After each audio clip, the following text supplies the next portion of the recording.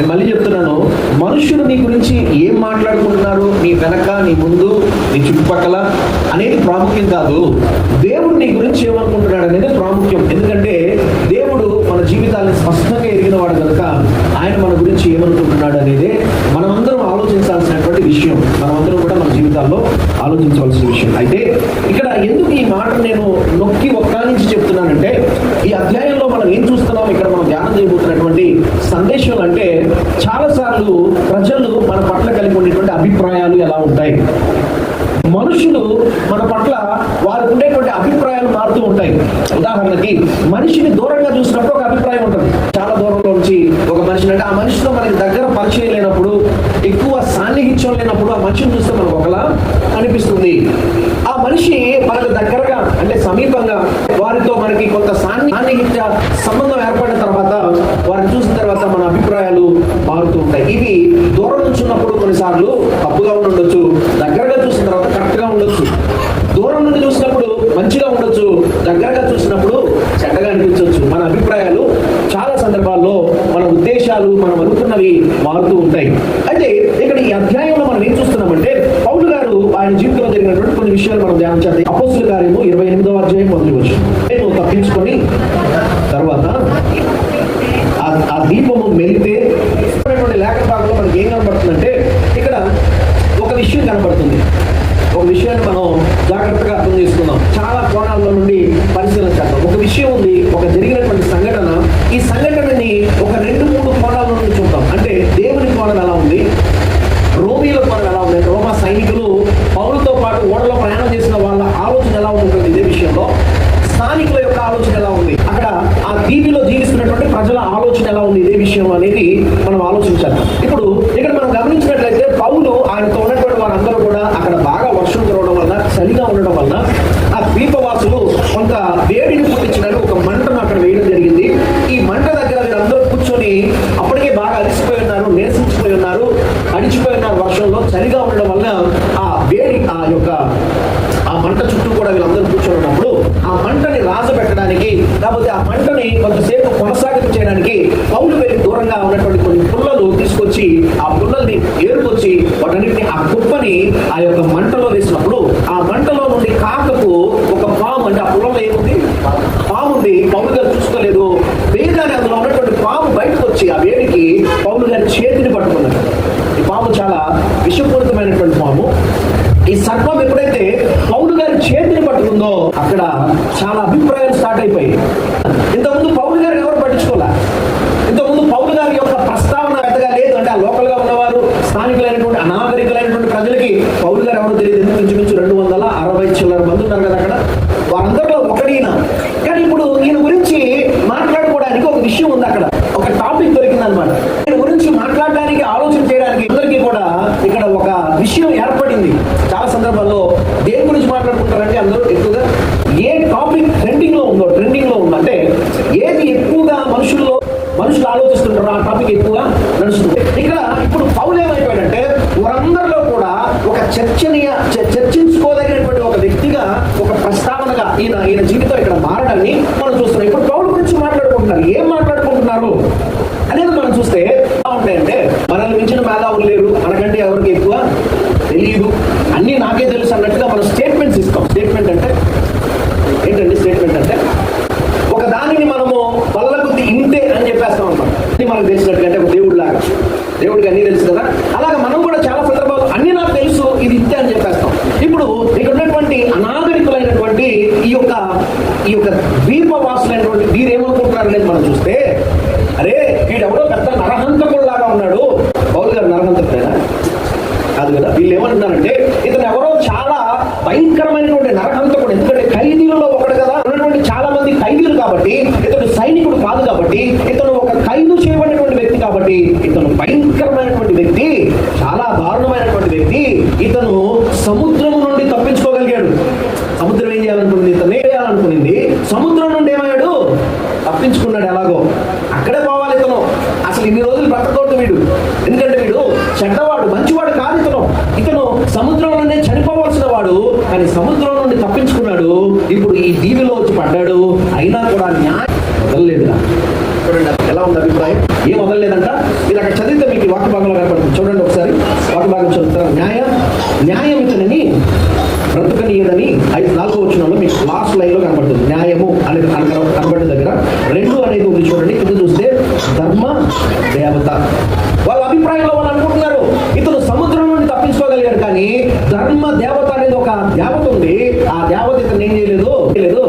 విడిచిపెట్టలేదు. ఇతను ఒకవేళ శిక్షకు అర్హుడైనటువంటి వ్యక్తి, ఇతను సముద్రంలో నుండి తప్పించబడ్డాడు, కానీ ఇతన్ని ధర్మదేవత విడిచిపెట్టలేదు. ఇతను అయిపోయాడు. అంటే ఇప్పుడు వీరి దృష్టిలో ఏమనుకుంటారు తెలుసా? ఇతను ఒక భయంకరమైనటువంటి క్రూరుడు, ఎవరికో అన్యాయం చేశాడు, ఎవరికో నష్టం తలపెట్టాడు, ఎవరినో కష్టపెట్టాడు, ఎవరినో అన్యాయం ఏం చేశాడు, పొట్టలు పెట్టుకున్నాడు, కాబట్టి ఇతనికి ఇలాంటి పరిస్థితి రావాల్సింది అనుకుంటున్నారు. చూడండి, మనుషుల అభిప్రాయాలు ఎలా ఉంటాయి అనేది మనం చూస్తే మనకు అర్థమవుతుంది. ఇక్కడ పౌలు గారి గురించి వాళ్ళకి ఏమీ తెలియదు. చాలా సందర్భాల్లో సమాజంలో కూడా మనుషులకి మనం ఏంటి, మన ఆలోచనలు ఏంటి, మన దృక్పథాలు ఏంటి, మన యొక్క నిర్ణయాలు ఏంటి, మనం ఎందుకు ఇలా చేశామనేది వాళ్ళకి అనవసరం. వాళ్ళు ఏం చేస్తారు తెలుసా? నీ జీవితాన్ని చాలాసార్లు వారు కేవలం నీ జీవితాన్ని మాట్లాడుకోవడానికి ఒక అవకాశంగా తీసుకొని నోటికి వచ్చినవన్నీ మాట్లాడతారు.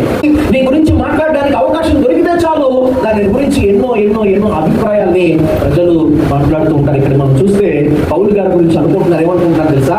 ధర్మ దేవత ఇతన్ని విడిచిపెట్టలేదు. ఇతను బుల్లు వాచ్, అంటే ఆ పాము కడవడం వలన, ఆ పాము ఏంటో స్థానికులకు బాగా తెలుసు కాబట్టి, ఆ సర్పము కాటు వేయడం వలన ఇతని శరీరం అయినా ఉబ్బిపోవాలి, లేకపోతే ఇతను రక్తం కప్పుకొని పడి చచ్చిపోవాలి. ఇప్పుడు వాళ్ళు చూస్తున్నారనమాట వెయిటింగ్ దేనికోసం. ఎలాగో చచ్చిపోతాడు, ఇతను ఎలా చనిపోతాడు? ఒళ్ళంతా ఉబ్బిపోయి, వాచిపోయి, రూపం మారిపోయి చచ్చిపోతాడా? లేకపోతే రక్తం కక్కుకొని నేల మీద పడి చచ్చిపోతాడు? ఎలాగైనా చస్తాడు వీడు మాత్రం. వీడు చావవలసిన వాడు, వీడు చావాల్సిందే, వీడు చస్తాడు. చాలాసార్లు మనుషుల అభిప్రాయాలు ఇలాగే ఉంటాయి. మీరు మీ జీవితాన్ని మనుషుల అభిప్రాయాలను బట్టి మీరు బతుకుతున్నారేమో.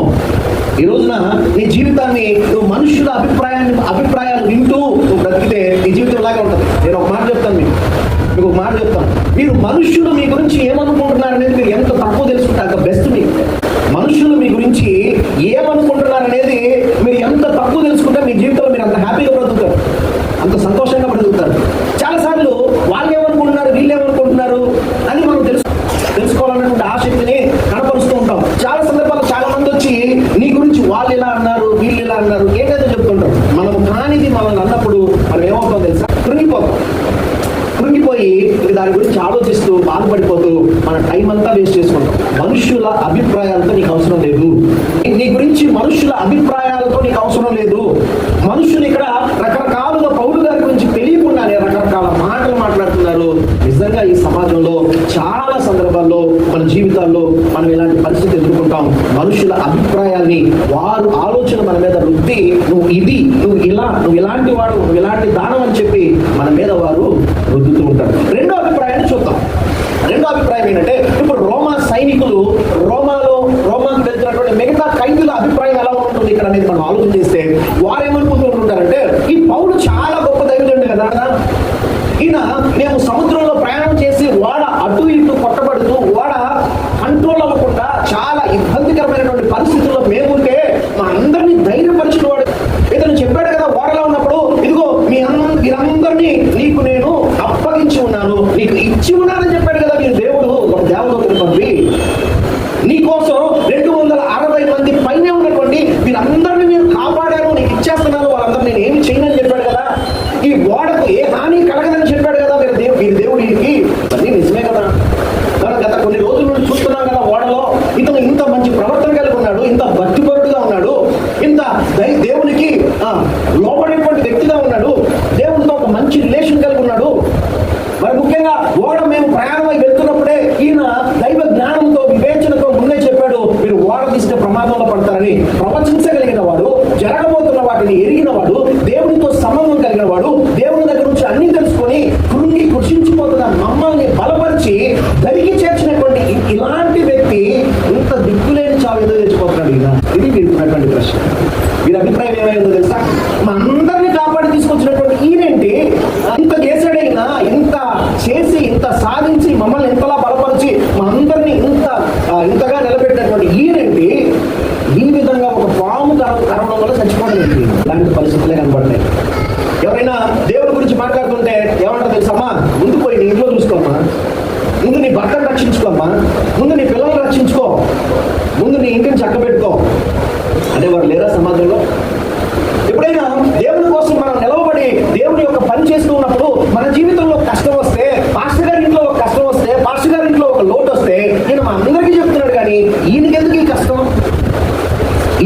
బాధ? లేకపోతే ఈయన అంత గొప్ప దేవుని సేవకుడైతే ఈయనకి ఎందుకండి ఈ కష్టం అనే ప్రశ్నలు చాలాసార్లు విశ్వాసుల మదిలో, సంఘస్థుల మదిలో, ఈ క్రైస్తవ సమాజంలో అనేక మంది మదిలో మెదలకుండా ఉంటాయా అంటే ఖచ్చితంగా వస్తాయి. చేయండి.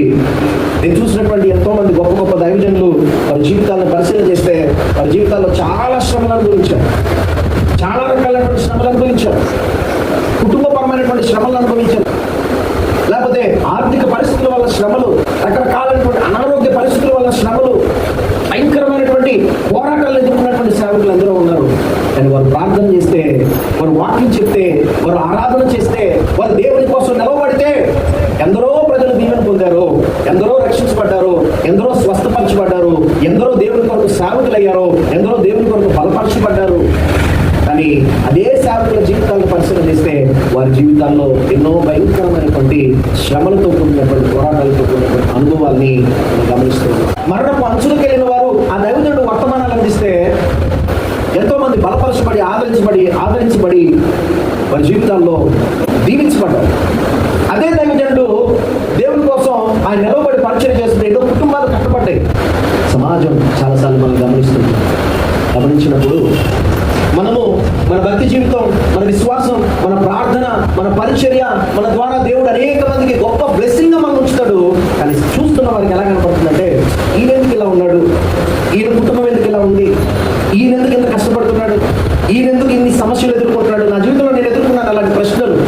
ప్రభా నీ కోసం సేవ చేస్తున్నాను కదయ్యా, గంటల తరబడి ప్రార్థన చేస్తున్నాను కదా ప్రభా, నీ వైపు చూస్తున్నాను కదా ప్రభా, నీకు నమ్మకంగానే ఉన్నాను కదా ప్రభా, ఎందుకు నాయన మా ఇంట్లో ఇన్ని కష్టాలు, ఇన్ని ఇబ్బందులు, ఇన్ని పోరాటాలు, ఇంత అపజయాలు నేను ఎందుకు ప్రభా ఇలా ఎదుర్కొంటున్నాను? తెలుసు దేవుడు విడిచిపెట్టేవాడు కాదు. కానీ ఎన్నోసార్లు ప్రశ్నలు జనాలు కూడా అనుకోని ఉంటారు ఎంతో మంది, ఎందుకు వీళ్ళు ఎందుకు ఇలా ఉన్నారు, వీళ్ళ కుటుంబంలో ఎందుకు ఇలా ఉన్నారు. నిజమే, ఇక్కడ ఉన్నటువంటి రోమిలు కూడా ఖచ్చితంగా అనిపించుకుంటుంది. ఇంత చేశాడు ఈయన, ఆఖరికి దిక్కులేని చాలు తెచ్చిపోతున్నాడు ఆయన అన్నట్టుగా. కానీ దేవుడికి ఒక అభిప్రాయం ఉంది, దేవుడికి ఒక అభిప్రాయం ఉంది. అదేంటో తెలుసా? దేవుని అభిప్రాయం ఏంటో తెలుసా? ఆ కట్టె పుల్లల్లో పాము ఉంది, పాము వచ్చి ఎవరిని పట్టుకుంది? పౌరుని పట్టుకుంది. ఆ పాముని ఏం చేస్తున్నాడు తెలుసా? అయినా మంటలో ఇదిలించేశాడు. ఏం చేశాడు? పట్టుకున్న పాముని దులిపేసుకున్నాడు, ఇదిలించేశాడు. అక్కడే ఇదిలివ్వగానే ఏమైంది? ఏదైనా ఒక పురుగు ఏదైనా మనం పట్టుకుంటే మనం ఏం చేస్తామండి? ఇదిలిస్తాం కదా, ఏదైనా లోపలికి వెళ్ళినట్టుగా ఇట్లా ఇదిలించేశాడు. పౌలు గారు ఏం మాట్లాడాల, పౌలు గారు ఏం ప్రసంగం చేయాల, పౌలు గారు ఎక్కడ ఉన్నటువంటి వారిని అయ్యా నాకు ఏదైనా వైద్యం ఏదైనా ఉందా, మీకు వైద్య సదుపాయం ఉందని అడగల. కూల్గా ఉన్నాడు, శాంతంగా ఉన్నాడు. ఆయన ఏమీ బాధనే వ్యక్తపరచలేదు, కన్నీరు గార్చలేదు, టెన్షన్ అయిపోలేదు, ఏమీ చేయలేదు, నార్మల్గా ఉన్నాడు పౌలు గారు. కానీ చూస్తున్న వాళ్ళకి ఎక్కడ లేని టెన్షన్, ఎక్కడ లేని ఆందోళన. ఎందుకు ఒకరికేమో ఇంత చేసి ఇంత దిక్కులేని జాబ్ చేస్తున్నాడు, ఇంత మంచోడు అని కొందరు అనుకుంటుంటే, ఇంకొందరు ఏమనుకుంటున్నారు తెలుసా? వీడు నరహంతకుడు రా, వీడికి ఇలా అవ్వాల్సిందేలే, సముద్రంలో చావాల్సిన అక్కడ తప్పించుకున్నాడు, కానీ ఇప్పుడు ధర్మదేవత ఇతనని విడిచిపెట్టలేదు, అయిపోయిందిలే వీడి బతుకు అని అనుకుంటున్నారు. చాలాసార్లు లోకం అనుకుంటుంది వీళ్ళ బతుకులు మారుతాయా, వీళ్ళ జీవితాలు మారుతాయా, కుటుంబం మారుతుందా, వీళ్ళు బాగుపడతారా, వీళ్ళు ఇంతేలే, వీళ్ళ బతుకులు ఇంతేలే, వీళ్ళ గురించి మాకు తెలీదా, వ్యంగ్యపు నవ్వులు నవ్వుతూ అవహేళనగా నీ వెనక చేరి చాలా మంది నీ గురించి రకరకాలైనటువంటి అభిప్రాయాలని, విమర్శతో కూడినటువంటి మాటలు మాట్లాడొచ్చేమో. అని నీ గురించి దేవునికి ఒక ఆలోచన ఉంది, దేవునికి అభిప్రాయాలు ఉండవు. దేవుడు చాలా క్లారిటీగా నీ జీవితంలో పనిచేస్తున్నాడు, తెలుసుకో. దేవుడు తన అభిప్రాయాలు నీ మీద వ్యక్తీకరించడం లేదు, లేకపోతే నీ మీద కనపరచడం లేదు. దేవుడు నీ పట్ల ఆయన ప్రణాళికను నెరవేర్చుకుంటూ వెళ్తున్నాడు. ఆలోచన చేయండి, దేవుని ఆలోచన ఏంటో తెలుసా? దేవుని ఆలోచన మనకు అర్థం అవ్వాలి. అదేంటంటే దేవుని ఆలోచన వెళ్ళక ముందు ఇంకొక అభిప్రాయాన్ని చూద్దాం. ఇక్కడే మనం చూద్దాం, చదవండి 6వ. వారు అతని శరీరము వాచునో లేక అతడు అకస్మాత్తుగా పడిచొచ్చునో అని కనిపెట్టుచుండిరి. చాలాసేపు కనిపెట్టుచుండిరి. తరువాత అతనికి ఏ హానియు కలుగకుండా చూచి అభిప్రాయం మాని ఇతడు ఒక దేవత అని చెప్పసాగారంట. దేవుని స్తోత్రం, హల్లెలూయా. ఇప్పుడు ఏమంటున్నారు? ఇప్పుడు దాకా ఏమన్నారు? వీడు నరహంతకుడు రా, వీడు పనికిమానుడు రా, వీడు దుర్మార్గుడు రా, వీడు ఏదో భయంకరమైనటువంటి దుర్మార్గం పనులు చేశారు కాబట్టి ఇంత దిక్కులేని చావు చేస్తున్నాడు అని మాట్లాడిన వాళ్ళు ఇప్పుడు ఏమంటాడు తెలుసా? అతను ఇంత విషపూరితమైనటువంటి సర్పం కాటు వేసినా ఏమవలేదు, ఇతను చనిపోలేదు కాబట్టి ఇతను ఎవరు, ఇతనికి ఏం అవడం లేదే, వాస్తవానికి ఇలా జరిగితే చచ్చిపోవాలి కదా, అయినా ఇతనికి ఏం అవడం లేదు కాబట్టి ఇతను ఎవరు, దేవత తెలుసా? నిన్ను తీసి నేల మీద వేసి కాలుతో అయినా తొక్కుతారు. అర్థమైందా? కాలు కింద వేసి నలిపేస్తారు కొన్నిసార్లు మాటలతోనే. ఇప్పుడు పౌలు గారు ఏమైనా తెలుసా? యావత్ అయిపోయి మనుషుల అభిప్రాయాలు ఎలా ఉన్నాయి? మనుషుల అభిప్రాయాలు ఎలా ఉంటాయంటే అన్నీ బాగుంటే ఇది మించిన వాడు లేడు, చాలా గ్రేట్, అన్నీ బాగలేకపోతే నీ అంత పనికి మాలోడు ఎవడు లేడు, వేస్ట్. ఇది మనుషుల ఆలోచనలు, మనుషుల యొక్క ప్రవర్తన విధానాలు ఇలా ఉంటాయి. ఇక్కడ మనం ఆలోచన చేద్దాం. ఒక విషయం మనం అర్థం చేసుకోవాల్సిన ఒక విషయం ఉంది, అద్భుతమైనటువంటి ఒక ఆత్మీయమైనటువంటి సత్యం ఏంటంటే, పౌలు గారిని నువ్వు చస్తావంటే ఆయన ఏం బాధపడలా. ఆయన్ని పాము పట్టుకొని ఆయన చేతిని కాటు వేసి ఆయన చనిపోవాల్సినటువంటి పరిస్థితులు అక్కడ చుట్టూ నెలకొన్నాయని అందరూ భావిస్తుంటే ఈయన కృంగిపోయి, నీరసించిపోయి, టెన్షన్ పడిపోయి, ఆందోళనకు లోనైపోయి ఇక ఏముందిలే నా జీవితం అయిపోయిందని అనుకోవాలా పౌలు గారు. పౌలు గారిని అయ్యా నువ్వు దేవుడు అయ్యా, నువ్వు దేవత అయ్యా, నిన్ను మించిన లేడా అంటే ఉబ్బిపోలా. ఇది ఒక మనిషి ఉండాల్సింది. నీ కష్టం నిన్ను కృంగతీయకూడదు, మనుషుల పొగడ్తలు నిన్ను ఎగరెక్కించకూడదండి. నన్ను మించినోడు లేడని ఎక్కడికో ఎక్కకూడదు. నేను చెప్తున్నా ఈ రోజున నా జీవితంలో నేను తెలుసుకున్నాను చెప్తున్నా. ఈ రోజున అంటే ఇప్పుడు నా వయసు 35 సంవత్సరాలు, చాలా దశలు దాటుకుంటూ వస్తాను కదా మనందరి జీవితాల్లో. ఈ రోజు నన్ను ఎవరైనా తిట్టినా నేను పట్టించుకోను, ఏమైనా చెప్పు, నేనేమి ఇదవ్వను, ఉబ్బిపోను. అట్లా అని స్టేబుల్గా ఉండడానికి దేవుడు నేర్పించాడు. మనమందరం నేర్చుకోవాలి. ఒక పొగట్ట మనల్ని హెచ్చిపోయేలా చేయకూడదు, గర్వించేలా చేయకూడదు. విమర్శ మనల్ని కృంగిపోయేలా చేయకూడదు. పౌలు గారిని ఆయన్ని విమర్శిస్తూ నోటుకొచ్చినట్టు మాట్లాడినా ఆయన గిరి చేసుకున్నారంటే పడుచుకోలే. నువ్వు దేవతమయ్యా నీ అంత తోడు లేడన్నా కూడా పౌలు గారు పట్టించుకోవాలి. దానికి ఏమైనా పొంగిపోలేదు. జరిగే పౌలు గారి జీవితం అప్పుడు పౌలు గారు చేసింది ఒకటే, యేసు క్రీస్తును మాత్రమే చూపించాడు, క్రీస్తును మాత్రమే పరిచయం చేశాడు, లేకపోతే క్రీస్తు సువార్తను మాత్రమే ఆ సందర్భంలో ఆయన ప్రకటించాడు. ఆఖరిగా మనం దేవుని యొక్క ఈ కార్యానికి వెనక ఉన్నటువంటి దాగి ఉన్నటువంటి ఆలోచన ఏంటో తెలుసా? మనం ఇక్కడ ఆలోచన చేస్తే ఎప్పుడైతే పౌలు గారిని ఆ సర్పం కాటు వేసిందో, పౌలు గారికి ఏమీ కాలేదో, ఆ ద్వీపంలో అనేక మంది వారు ఏం చేస్తున్నారు తెలుసా? మొట్టమొదటిగా ఆ ద్వీపానికి పెద్ద ఒకడు ఉన్నాడు. ఆ పెద్ద తన ఇంటికి తీసుకువెళ్ళి పౌలు గారికి వారందరికీ పరిచయం చేయడం ప్రారంభించాడు. ఆ ఊరు పెద్ద నాయకుడి ఇంటిలో ఉన్నటువంటి తండ్రి ఆయన జ్వరం చేత, అనారోగ్యం చేత, బలహీనత చేత పడి ఉన్నప్పుడు పౌలు గారు వెళ్ళి అతనికి ప్రార్థన చేసి అతని మీద చేతులు ఉంచినప్పుడు అతనికి దేవుడు అద్భుతమైనటువంటి స్వస్థత ఇచ్చాడు. ఎప్పుడైతే ఆయన స్వస్థత పొందుతున్నాడో ఆ ఊరిలో ఉన్నటువంటి ఆ ద్వీపంలో ఉన్నటువంటి అనేక మంది రోగగ్రస్తులు వస్తున్నారు పౌలు గారి దగ్గరికి. పౌలు గారు వారందరి కోసం ఏం చేస్తారు? పెద్ద గొప్ప పరిచర్య. ఎక్కడుంటే అక్కడే సేవ, ఏ ఊర్లో ఉంటే ఆ ఊర్లోనే సేవ. పౌలు గారికి వదలాలి కానీ ఎక్కడ వదిలినా నువ్వు తీసుకెళ్ళి ఆయన ద్వీపంలో వేసిన, ఏ ద్వీపంలో వదిలినా, ఎక్కడ వదిలినా, అనాగరికుల మధ్య వదిలినా, నాగరికుల మధ్యలో వదిలినా, విద్యావంతుల మధ్యలో ఉంచినా, విద్య లేనటువంటి వారి మధ్యలో ఉంచినా, నువ్వు ఏ ప్రాంతంలో ఉంచినా, ఎక్కడ పెట్టినా దేవుడు ఆయన వాడుకున్నాడు. దేవుడి చేతిలో ఆయన వాడబడ్డాడు. దేవుడు కొన్నిసార్లు నీ జీవితంలో శ్రమలని, దేవుడు కొన్నిసార్లు మన జీవితాల్లో పోరాటాలని, దేవుడు కొన్నిసార్లు మన జీవితాల్లో కొన్ని పరిస్థితుల్ని ఎందుకు అనుమతిస్తున్నాడంటే నువ్వు ఆయన మహిమ కోసం నువ్వు నిలబడాలి, ఆయన సాక్షిగా నువ్వు నిలబడాలి, ఆయన నామానికి నీ ద్వారా మహిమ రావాలి, నీ ద్వారా ఆయన అనేక మంది తెలుసుకోవాలి, నిన్ను బట్టి ప్రజలు ఈ దేవుని గురించి ఆలోచన చేయాలి. ఎవరు నీ దేవుడు? ఎందుకు నేను మాట చెప్తున్నానంటే దేవుడు చేసేటువంటి ప్రతి పనిలో కూడా అల్టిమేట్గా దేవుడు ఒక ఉద్దేశం. చూడండి, ఆ రోజు పౌలు గారి జీవితంలో చోటు చేసుకున్నటువంటి పరిస్థితి వెనక దేవుని ఉద్దేశం ఏమై ఉంది అంటే ఆ యొక్క ద్వీపంలో ఉన్నటువంటి అనేక మంది నశించిపోతున్న వారు రక్షణ పొందాలి. ఇది దేవుని ఉద్దేశం. అనేక మంది దేవుడిని తెలుసుకోవాలి, అనేక మంది జీవితాలు మార్చబడాలి, అనేక మంది శ్రమలు, పోరాటాల నుంచి విడుదల పొందాలి. కాబట్టి నేను దేవుని చేతిలో సాధనాలుగా ఉన్నప్పుడు దేవుడు కొన్నిసార్లు మనం నలుగుతాడు. దేవుడు కొన్నిసార్లు కొన్ని పరిస్థితులు కూడా మనం నడుపుతాడు. పౌలు గారి జీవితం అంతా మనం పరిస్థితి చేస్తే ఎన్ని శ్రమలు పొందాడు దేవుడు, ఎన్ని శ్రమలు పొందాడు.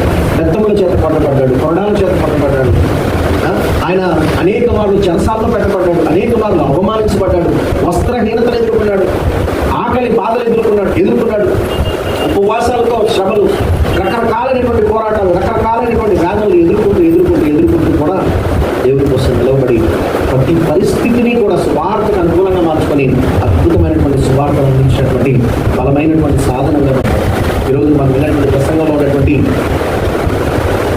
సందేశంలో ఉన్నటువంటి ముఖ్యమైనటువంటి విషయం ఏంటంటే ప్రజలు ఏమనుకుంటారనేది కాదు, నీ గురించి దేవుడు ఏమనుకుంటున్నాడు అనేది చాలా ప్రాముఖ్యం.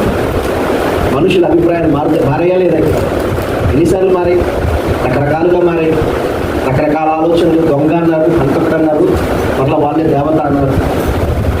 ఈయన మా కోసం అన్ని చెప్పాడు, ఓడలో ఇంత చేశాడు, మమ్మల్ని అందరినీ కాపాడాడు, మా అందరినీ ధైర్యపరిచాడు, కానీ ఈయన ఎందుకు ఇలా దిక్కులేని చావు చేస్తున్నాడు అని అనుకున్నారు. అన్నీ వారు అనుకుంటూ ఉండగానే దేవుడు ఆయన పనిని పూర్తి చేశాడు పౌలు ద్వారా. పౌలు జీవితంలో మనుషులు నీ గురించి రకరకాలుగా మాట్లాడుతుండగా, రకరకాల అభిప్రాయాలు వెలుగుతుండగా నీ జీవితంలో దేవుడు ఆయన ప్రణాళికని సంపూర్తిగా నెరవేర్చునుగాక. ఆమేన్. దేవుడు నామమునకు మహిమ కలుగునుగాక. కళ్ళు మూసుకొని